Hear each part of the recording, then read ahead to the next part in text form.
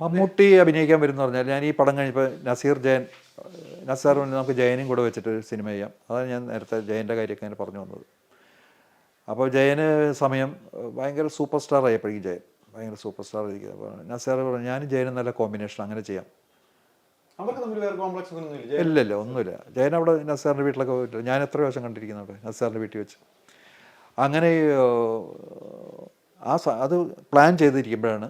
അപ്പോൾ എൻ്റെ പടം 80 നവംബറിലാണെന്ന് തോന്നുന്നത്. 80 തന്നെയാന്ന് തോന്നുന്നു ജയൻ മരിക്കുന്നത് നവംബറിൽ. അപ്പോൾ ആ പ്രോജക്റ്റ് അങ്ങ് നിന്നുപോയി. അപ്പോഴാണ് ഒരു പ്രൊഡ്യൂസർ വരുന്നത്, നമുക്ക് പുതിയ ആൾ വെച്ചൊരു സിനിമ ചെയ്താലോ എന്ന് പ്ലാൻ എടുത്തു. പുതിയ ആളിൽ അപ്പോൾ പുതിയ ആളെ വെച്ച് സിനിമ ചെയ്യാമെന്ന് ചെയ്തപ്പോൾ ഞാൻ നോക്കാം, പുതിയ ആളെ വെച്ച് ചെയ്യാം. നസാറിന് പെട്ടെന്ന് നടക്കില്ല, ഉടനെ തുടങ്ങാമെന്ന് പറഞ്ഞിട്ട് അപ്പോൾ നസീർ സാറിനെ വെച്ചാൽ നടക്കില്ല. നസാറിനെ വെച്ചാൽ എന്തായാലും പിന്നെ ഒരു വർഷമെങ്കിലും കഴിഞ്ഞാൽ പുള്ളിയുടെ ഡേറ്റ് കിട്ടണമെങ്കിൽ വേറെ ആർട്ടിസ്റ്റിനെ കൂടെ ചെയ്ത് കോമ്പിനേഷൻ ചെയ്യണമെങ്കിൽ. അപ്പോൾ ഞാൻ പിന്നെ അങ്ങനെ ആലോചിച്ച് എന്താ ചെയ്യുക, ഒരു പുതിയ ആളെ വെച്ച് ചെയ്യാൻ. അപ്പോൾ അന്ന് അതിന് ചെറിയ വേഷം അഭിനയിച്ച സുമേഷ് എന്നൊരു പയ്യനുണ്ട്, ഈ മേള എന്നുള്ള പടത്തിൽ അഭിനയിച്ചിട്ടുണ്ട്. അപ്പോൾ അതിൻ്റെ റഷസ് ഇട്ട് കാണാം, KG ജോർജ് ഗ്രൂപ്പെല്ലാം റഷസ് ഇട്ട് കാണാനായിട്ട് ഷൂട്ട് ചെയ്ത സാധനങ്ങൾ മേള എന്നുള്ള സിനിമ. അപ്പോൾ ഞാൻ ഈ സുമേഷ് ഇങ്ങനെ ഉണ്ടെന്ന് പറഞ്ഞു. ഞാൻ പറഞ്ഞു ജോർജ് സാറിൻ്റെ അടുത്ത് പറഞ്ഞു ഒന്ന് കാണട്ടെ, ഈ ഒരാളെ കാണാനാണെന്ന് പറഞ്ഞു. അല്ല അഭിനയിക്കുന്ന ആരെ കൊണ്ടെന്ന് അറിയില്ല എനിക്ക്. ഞാൻ ഈ സുമേഷും കൂടെ അവിടെ ചെന്ന് ഇത് ഇട്ട് കണ്ടു. എഴുതുന്ന സമയത്ത് ഞാൻ കണ്ടപ്പോൾ ഞാൻ ചെയ്ത ആരാ ഇതിൽ. അപ്പോൾ പുള്ളിയുടെ പേര് മുഹമ്മദ് കുട്ടി എന്നാണ്, കൊച്ചിയിലുള്ളതാണെന്ന് പറഞ്ഞു. വക്കീലങ്ങണ്ടെന്ന് തോന്നുന്നു പുള്ളി പറഞ്ഞതിനോട്. അങ്ങനെയാണോ, ഇയാൾ കുഴപ്പമില്ലല്ലോ, നന്നായിരിക്കുന്നല്ലോ, നമ്മുടെ ഈ ക്യാരക്ടറിന് പറ്റുമല്ലോ. അപ്പോൾ സ്ക്രിപ്റ്റ് ഏകദേശം റെഡിയായി. അപ്പോൾ എന്നാൽ ശരി. അപ്പോൾ ഞാൻ ഇയാളെ കോൺടാക്ട് ചെയ്യാൻ ജോർജ് സാറിൻ്റെ അടുത്ത് ചോദിക്കാൻ എനിക്കൊരു മടി ആ സമയത്ത്. ജോർജ് സാർ അപ്പോൾ എനിക്ക് പോവുകയും ചെയ്തു എഴുന്നേറ്റ്. പിറ്റേ ദിവസം TH കോടമ്പഴ എന്നിട്ട് പത്രക്കാരുണ്ട് അന്നത്തെ കാലത്ത്. നസീറിൻ്റെ വീട്ടിൽ കിടപ്പാണ് ഇപ്പോഴും. അതിനെല്ലാവരെ പറ്റിയും വലിയ കാര്യമായിട്ടൊക്കെ വരുന്നത് TH കോടമ്പഴ മിക്ക ദിവസം എൻ്റെ ഓഫീസിൽ കയറി വരും. അപ്പോൾ കോടമ്പഴ ഓഫീസിൽ കയറിയപ്പോൾ പിന്നെ കോടമ്പഴ ഈ ഇന്നലെ മേള എന്നൊരു സാധനം കണ്ടു, അതിലൊരു എങ്ങനെയുണ്ട്, നമ്മൾ റഷസൊക്കെ കണ്ടത്. അതെയോ, അതിൽ ഒരാൾ അഭിനയിച്ചിട്ടുണ്ട്. ഞാൻ ആ വക്കീലാണോ എന്ന് ചോദിച്ചു. അതിൽ വക്കീൽ എന്ന് പറഞ്ഞു കേട്ടു ഇന്നലെ. വക്കീൽ മട്ടാഞ്ചേരിയിലാണ് താമസിക്കുന്നത്. അയാൾ വേറെ എവിടെയെങ്കിലുള്ള ഒരാളാണ്, വൈക്കത്തോ എന്തോ ഉള്ള പാർട്ടിയാണ്. ഞങ്ങൾ അയാളുടെ നമ്പർ ഒന്ന് കിട്ടാൻ വല്ല മാർഗമുണ്ടോ ചോദിച്ചു വക്കീലിൻ്റെ. ഞാൻ നാളെ കൊണ്ടുവന്ന് തരാമെന്ന് പറഞ്ഞു. പുള്ളി എവിടുന്ന് നമ്പർ സംഘടിപ്പിച്ചു തന്നു എനിക്ക്. അപ്പോൾ മട്ടാഞ്ചേരിയിൽ ഒരു ലാൻഡ് നമ്പറാണ്. അപ്പോൾ ഞാനും ശങ്കരാടിച്ചേട്ടൻ ലൊക്കേഷൻ കാണുമ്പോൾ ശങ്കരാടിച്ചേട്ടൻ പറഞ്ഞു, എടാ ഞാനും വെറുതെ പറഞ്ഞിട്ടുണ്ട് നിൻ്റെ കൂടെ എന്ന് പറഞ്ഞു. ഞങ്ങളുടെ ഷൊർണൂർ എന്നുള്ള സ്ഥലത്തേക്ക് ലൊക്കേഷൻ കാണാൻ വരികയാണ് ഞാൻ. ശങ്കരാടിച്ചേട്ടനും കൂടെ എവിടെ പോയാലും ഫ്രീ ആണെങ്കിൽ കൂടെ വരും. അത് ജഗതിയും അങ്ങനെ തന്നെയായിരുന്നു. ഞാനും ശങ്കരാടിച്ചേട്ടനും കൂടെ ചെറുതുരുത്തി റെസ്റ്റ് ഹൗസിൽ വന്ന് താമസിക്കുന്നു. അവിടുന്ന് ഈ നമ്പറിൽ ഞാൻ വിളിക്കുകയാണ്. അപ്പോൾ ഷൂട്ടിങ്ങിന് വെറും 10-12 ദിവസം ഈ ആർട്ടിസ്റ്റിനെ കിട്ടിയിട്ടില്ല ഈ ക്യാരക്ടർ ചെയ്യാനുള്ളത്. അപ്പോൾ രതീഷിനെ നോക്കി. രതീഷ് അപ്പോൾ തുഷാരം എന്തോ പടം ശശിയുടെ. രതീഷും സമയമേ ഇല്ല, ഭയങ്കര ബിസി. അങ്ങനെ ഞാൻ ഈ നമ്പർ വിളിച്ചപ്പോൾ മമ്മൂട്ടി എടുത്ത്. അപ്പോൾ ഭാര്യ വീടാണ് മട്ടാഞ്ചേരിയിൽ, ഭാര്യ വീട്ടിലാണ്. അപ്പോൾ എൻ്റെ പേര് കുര്യൻ വർണ്ണശാല. ഉടനെ പുള്ളി ഇങ്ങോട്ട് ചോദിച്ചു, അസ്തമിയാത്ത പോലെ പടം എന്തായി എന്ന് ചോദിച്ചു. ഞാൻ പറഞ്ഞത് നിങ്ങൾക്കറിയാം, ഞാൻ എല്ലാ മാസികകളും നോക്കി വാങ്ങിക്കുന്നതാണ്. നിങ്ങളെ പറ്റിയൊക്കെ എനിക്ക് നന്നായി എത്രയോ കാലമായിട്ട് കാണുന്നു. പരസ്യകല കുര്യൻ വർണ്ണശാല ഞാൻ കാണുന്നു. അപ്പോൾ ഞാൻ അസ്തമിയാത്ത വയലുകൾ തീർന്നു, റിലീസ് ടൈമാണ്, ഉടനെ റിലീസ് ചെയ്യാൻ പോവുകയാണ്. എന്താ വിളിച്ചത് എന്ന് ചോദിച്ചു. ഞാൻ പറഞ്ഞു എൻ്റെ ഒരു പടമുണ്ട്, ആ പടം ഉടനെ തുടങ്ങും. ഒരു ഡിസംബർ 15 ആണ് ഡേറ്റ്. ആ ഡേറ്റിന് ഒന്ന് വരാൻ പറ്റുമോ, എങ്ങനെയാണ്? അപ്പോൾ എന്നെങ്ങനെ മനസ്സിലായി? ഞാൻ പറഞ്ഞിങ്ങനെ മേള റഷസ് ഞാൻ കണ്ടിരുന്നു. അപ്പോൾ എനിക്ക് കൊള്ളാൻ തോന്നി നിങ്ങളെ കണ്ടപ്പോൾ, ഈ ക്യാരക്ടറിനും പറ്റുമെന്ന് ചോദിച്ചു. അപ്പോൾ എന്താ കഥാപാത്രം ഞാൻ ചോദിച്ചെന്നുള്ളത് കേട്ടോ എന്ന് പറഞ്ഞു. ഞാൻ പറഞ്ഞൊരു വില്ലനായിട്ടാണ്. അതെയോ, ശരി. അപ്പോൾ ഞാൻ വന്ന് അഭിനയിക്കാം. അപ്പോൾ താടി വയ്ക്കുന്നതിൻ്റെ കുഴപ്പമുണ്ടോ എന്ന് ചോദിച്ചു. നമ്മുടെ താടി വെച്ചിട്ട് വാ, ബോറാണെ നമുക്ക് പഠിച്ചു കളയല്ലോ, അതിനോട് അടുത്ത് ബാർബർ ഷാപ്പ് ഉണ്ടല്ലോ, തമാശ പറഞ്ഞു. അപ്പോൾ ഞാൻ പറഞ്ഞൊരു കാര്യം ചെയ്യാം, എൻ്റെ പ്രൊഡക്ഷൻ മാനേജർ ഞങ്ങളുടെ എറണാകുളത്തേക്ക് അയക്കാം. അതെന്തിനാ എന്ന് ചോദിച്ചു. അല്ല നിങ്ങൾക്ക് അവിടെ ടിക്കറ്റും ഞാനങ്ങോട്ട് എത്തിക്കോളാന്ന്. എവിടെ വരണ്ടേ? ഷൊർണൂർ TVയിൽ. ഞാൻ അവിടെ വന്നോളാം എന്ന് പറഞ്ഞു. നിങ്ങളെങ്ങനെ വരും? ഞാൻ ബസ് കയറി വരും എന്ന് പറഞ്ഞു. അങ്ങനെ പുള്ളി പിറ്റേ ദിവസം പിറ്റേ ദിവസം ഞാൻ 15-ാം തീയതി ഡേറ്റ് പറഞ്ഞു. അപ്പോൾ ശങ്കരാടിച്ചോണ്ട് ആരാടാ ഈ പറഞ്ഞ കക്ഷി എന്ന് ചോദിച്ചു എന്നോട്.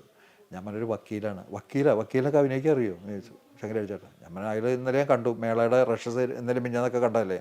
അതെ, കൊള്ളാവുന്ന ആളാണോ? ഞാൻ കൊള്ളാവുന്ന ആളാണ്, എനിക്ക് കണ്ടപ്പോൾ കൊള്ളാമെന്ന് തോന്നി, നന്നായിട്ട് അഭിനയിക്കും തോന്നുന്നു എന്ന് പറഞ്ഞു. അങ്ങനെ 14-ാം തീയതി രാവിലെ 15 ഷൂട്ടിംഗ് തുടങ്ങുക, 14-ാം തീയതി രാവിലെ ട്രാൻസ്പോർട്ട് ബസ്സിൽ പുള്ളി കയറി, എറണാകുളത്ത് നിന്ന് ട്രാൻസ്പോർട്ട് KSRTCയിൽ കയറി വന്ന് ചെറുതുരുത്തി വന്ന് ഇറങ്ങുന്നു. അപ്പോൾ അവിടെ നിന്ന് വിളിച്ചു പറഞ്ഞു ഞാൻ വരുന്നുണ്ട്, ആ ബസ്സിലാണ് വരിക എന്നൊക്കെ പറഞ്ഞു. ഞാൻ നോക്കുമ്പോൾ ഗേറ്റ് തുറന്ന് സൂട്ട് കേസും പിടിച്ച് നടന്ന് കയറി വരുന്നു. സ്റ്റെപ്പ് കയറി വന്നു. അപ്പോൾ എന്നെ കണ്ടപ്പോൾ പുള്ളി മനസ്സിലായി, ഫോട്ടോ കയ്യിൽ കണ്ടിട്ട്. പിന്നെ അവിടെ നിന്ന് വലിയ കമ്പനി. അപ്പോൾ അവിടെ താമസിക്കാൻ അവിടെ 3 റൂമുള്ളൂ. ആ ഗസ്റ്റ് ഹൗസിൽ 3 റൂമുള്ളൂ. മറ്റ് TBയിലാണ് വേറെ റൂമുകൾ കൂടുതലുള്ളത്. ഗസ്റ്റ് ഹൗസിൽ അപ്പോൾ ഞാനും മമ്മൂട്ടിയും ആനന്ദക്കുട്ടനും ഒരു റൂമിൽ, വേറെ റൂമിൽ ശങ്കരാടി ചേട്ടൻ ഒറ്റയ്ക്ക്. അങ്ങനെ അപ്പോഴത്തെ സൂപ്പർ സ്റ്റാർ ശങ്കരാടിയാണ് ആയിട്ട്. പിന്നെ ഒരു റൂമിൽ ശങ്കറപ്പ ഇല്ല, പിന്നീടാണ് വരുന്നത്. അത് അവിടുത്തെ വർക്കുണ്ട്, പിന്നെ ചെന്നൈയിലെ വർക്കിലാണ് പിന്നെ വരുന്നത്. അപ്പോൾ പിന്നെ ഉള്ളത് മെയിനും സുമാരി ചേച്ചി, മീന ചേച്ചി, അവർക്ക് 2 പേർക്കും ഒരു റൂം കൊടുത്തു. ആ 3 റൂം ഉണ്ട് അവിടെ. അപ്പോൾ അവർ പറഞ്ഞു മന്ത്രിമാരാരെങ്കിലും വന്ന് ഒഴിയണം കേട്ടോ. അപ്പോൾ മമ്മൂട്ടി പറഞ്ഞു അപ്പോൾ നമ്മൾ റോട്ടിയിരിക്കാമല്ലേ എന്ന് പറഞ്ഞു, മന്ത്രിമാർ വരികയാണെങ്കിൽ. ഞാൻ പറഞ്ഞു നമുക്ക് വേറെ എവിടെയെങ്കിലും പോയി അവിടെ ലോഡ്ജൊന്നും ഇല്ല അന്നാ കാലത്ത്, ഷൊർണൂർ ലോഡ്ജുകളൊന്നുമില്ല. പിന്നെ തൃശ്ശൂരൊക്കെ വന്ന് താമസിക്കണം. പക്ഷെ ഭാഗ്യത്തിന് മന്ത്രിമാർ വന്നില്ല. ഏതോ ഒരു മന്ത്രി വന്ന് ഭക്ഷണം കഴിച്ചിട്ട് പോയി, അതുകൊണ്ട് പിന്നെ റൂമിൻ്റെ ആവശ്യം വന്നില്ല.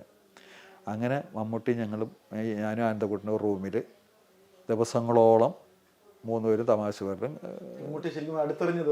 ആ അപ്പോഴേ എല്ലാ ചരിത്രം ഞാൻ ചോദിക്കുന്നത്. അപ്പോൾ പുള്ളി എല്ലാ ചരിത്രം പറയും. അപ്പോൾ എന്നോട് കുര്യനേക്കാളും ഒരു 2 വയസ്സേ കൂടുതലുള്ളൂ കേട്ടോ എന്നൊക്കെ പറയും എന്നോട്. അങ്ങനെ തമാശയൊക്കെ പറഞ്ഞങ്ങനെ ഇരിക്കും. പിന്നെ വർക്കില്ലെങ്കിൽ കൂടെ നിർബന്ധമായിട്ട് എനിക്ക് കാര്യം തരാം. കാശല്ല എനിക്ക് ആവശ്യം, ബീഡി നിർബന്ധമാണ് കേട്ടോ. ബീഡിയാണ്, ഏത് സമയം ബീഡിയാണ്. നിങ്ങളെന്താ ഈ ബീഡി വലിച്ചുകൊണ്ട് നടക്കുന്നത്? ഈ ബീഡി എനിക്കിഷ്ടം. സിഗരറ്റ് കാശ് വേണ്ട, സിഗരറ്റ് ഭയങ്കര വിലയല്ലേ സിഗരറ്റ് വലിക്കണേ. ബീഡി ആകുമ്പോൾ ഒരു കുഴപ്പമില്ല. നമ്മൾ ഭയങ്കര കുഴപ്പമാണ് ബീഡി, അടുത്ത് നിൽക്കാൻ പറ്റില്ല നാറിയിട്ട്. ഞാൻ പറയും തമാശന് പറയും ഇങ്ങനെ, അതൊന്നും കുഴപ്പമില്ല എന്ന് പറയും. പുള്ളി വർക്കില്ല, അവിടെ ഷൂട്ടിങ് ലൊക്കേഷനിൽ വന്ന് വെറുതെ ഇരിക്കും. ഞാൻ പറഞ്ഞു നിങ്ങൾക്ക് നാളെ വർക്കില്ല, അത് വേണ്ടത് ഞാൻ ഇവിടെ നിന്ന് എന്ത് ചെയ്യാനാ, ഞാൻ ഷൂട്ടിംഗ് ഒന്ന് കാണട്ടെ. അന്ന് അങ്ങനെ സൗന്ദര്യം നോക്കുന്ന കാര്യമൊന്നുമില്ല. അന്ന് ഒരു ചാൻസ് കിട്ടാൻ വേണ്ടി ഇങ്ങനെ പുള്ളി ഇങ്ങനെ നടക്കില്ല സമയമല്ലേ. പക്ഷെ ഭയങ്കര കോപ്പറേറ്റീവ് ആയിരുന്നു എൻ്റെ അടുത്ത്, ഭയങ്കര കാര്യം. നമ്മൾ ഭയങ്കര ബന്ധമായി. പിന്നെ ഒക്കെ ഒരു റൂമിലല്ലേ കിടക്കുന്നത്, തമാശ പറഞ്ഞ് ഉറങ്ങാനും സമ്മതിക്കില്ല മനുഷ്യനെന്നൊക്കെ അറിഞ്ഞാൽ നിങ്ങൾ അങ്ങനെ കിടന്ന് ഉറങ്ങിയാലോ എന്നൊക്കെ ഇടയ്ക്കാൻ പോയി തട്ടുവേ. പുള്ളി എഴുന്നേക്കുന്ന പ്രശ്നമുണ്ട് രാവിലെ. രാവിലെ എഴുന്നേക്കാൻ ഒരുപാട് സമയമെടുക്കും. എഴുന്നേറ്റ് കഴിഞ്ഞ് വിളിച്ച് അങ്ങനെ ഒരു സംഭവത്തിൽ ആ പടം വർക്ക് ചെയ്യുന്നു. അല്ല, അതിനുശേഷം എൻ്റെ കല്യാണത്തിന് പുള്ളി വന്നിരുന്നു. എൻ്റെ ഓഫീസൂടെ എറണാകുളത്തുണ്ടായിരുന്നു, പുള്ളിയാണ് ഉദ്ഘാടനം ചെയ്തത്. പിന്നെ അപ്പോൾ ഒരു ദിവസം പറഞ്ഞു ഞാൻ പഴയ മമ്മൂട്ടിയല്ല കേട്ടോ. നമ്മൾ എന്ത് പറ്റി? അല്ല അറിയാമല്ലോ, ഇപ്പോഴത്തെ കാര്യങ്ങളൊക്കെ അറിയാമല്ലോ എന്ന് പറയും തമാശന് വേണ്ടിയിട്ട്. പഴയ മമ്മൂട്ടിയൊന്നുമല്ലേ? ഞാൻ പറഞ്ഞാൽ അത് കുഴപ്പമില്ല, എനിക്ക് പഴയ മമ്മൂട്ടിയെന്ന് പറയാം. അതിനൊരു വലിയ കാര്യമായിട്ടൊക്കെ വലിയ തമാശ. ഒരു ദിവസം ഞാനിങ്ങനെ കൊല്ലത്ത് ഞാനുണ്ടെന്ന് പറഞ്ഞിട്ട് പുള്ളി ഇങ്ങനെ റൂമിൻ്റെ അവിടെ ഒന്ന് മുട്ടി. കൊല്ലം കാർത്തിക ഹോട്ടലിൽ ഞാൻ താമസിക്കുന്നു. ഞാൻ തിരുവങ്കട മുതലാളി അങ്ങനെ ഈ പടത്തിൻ്റെ ഫൈനാൻസൊക്കെ പുള്ളിയായിരുന്നു. പുള്ളിയെ കാണാൻ ചെന്ന് കഴിഞ്ഞപ്പോൾ ഞാൻ തൊട്ടടുത്താണ് ഈ കാർത്തിക ഹോട്ടൽ. ഒരു ദിവസം രാവിലെ വന്നിട്ട് ഒരു 6-7 മണിയായിട്ടുള്ളൂ. ഞാൻ ആരാ ചായ ഉണ്ട് എന്ന് പറഞ്ഞിട്ട്. അപ്പം ഞാൻ ആരുടെ ഈ രാവിലെ എൻ്റെ അടുത്ത് ആരും അങ്ങനെ ചായ വേണമെന്ന് രാവിലെ ഒന്നും മുട്ടിയിട്ട് ചോദിക്കില്ല. തോന്നുമ്പോൾ പുള്ളിയാണ് മമ്മൂട്ടി കഴുത്തിലൊരു കറുത്ത ചരടൊക്കെ കെട്ടിയിട്ട് ബലൂൺ എന്നുള്ള പടത്തിൻ്റെ അതിൻ്റെ ഷൂട്ട് അവിടെ നടക്കുക. അപ്പോൾ ഇതെന്താ ഇവിടെ, താനിവിടെ ഉണ്ടെന്ന് പറഞ്ഞു. നമുക്ക് വാ കൂടെ വാന്ന് പറഞ്ഞു. ഞാൻ എവിടേക്കാ? വാന്നേ നമുക്ക് ചായ കുടിക്കാം. ഞാൻ നിങ്ങൾക്ക് ചായ ഒന്നും പ്രൊഡക്ഷനോട് തരുന്നില്ലേ?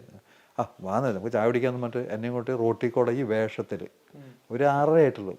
അപ്പോൾ മമ്മൂട്ടീനെ ചിലർക്കൊക്കെ അറിയാം, ഇത് മമ്മൂട്ടി അല്ലേ ഇത് എന്നൊക്കെ പറയുന്നുണ്ട് ബലൂൺ സമയത്ത്. അപ്പോൾ ഒരു കടയിൽ കയറി ചെന്നു, പുട്ടും ചിക്കൻ കറി രാവിലെ. ഞാൻ പറഞ്ഞു രാവിലെ പുട്ടും ചിക്കൻ കറി 6:30 മണിക്കൊക്കെ.